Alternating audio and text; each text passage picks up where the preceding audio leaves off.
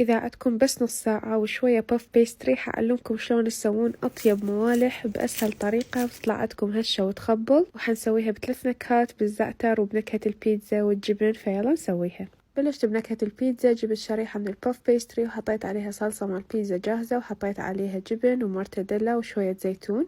رجعت فوقها حطيت شريحة ثانية من الباف بيستري وضغطت عليها شوية بإيدي حتى لا تنفتح من أقطعها. قطعتها إلى أشرطة بهذا الحجم مثل ما تشوفون، بعدين أخذت الطرفين مال كل شريط ولفيتها حتى يصير شكلها مثل الموالح اللي نجيبها من برا. بعد ما كملت عندي الكمية صبغتها بشوية من البيض والخل وحطيت فوقها جبن، وهيك صارت عندي أول نكهة جاهزة. بلشت بالنكهة الثانية اللي هي زعتر، جبت شريحة من الباف بيستري وحطيت عليها شوية لبنة وشوية جبن، حطيت عليها كمية زينة من الزعتر، بعدين غطيتها بشريحة ثانية من الباف بيستري وقطعتها وصبغتها بخليط البيض. رجعت رشيت عليها من فوق زعتر، تقدرون تضيفون هم جبن بس أنا اكتفيت بالزعتر ولفيتها، وهيك صارت النكهة الثانية جاهزة. وهسه حبلش بالنكهة الثالثة اللي هي أطيب وحدة بالنسبة لي. جبت شريحة من الباف بيستري وصبغتها بخليط البيض، ضفت عليها كمية زينة من الجبن ورجعت غطيتها بشريحة ثانية من الباف بيستري وحطيت عليها خليط البيض وضفت لها جبن إضافي على السطح.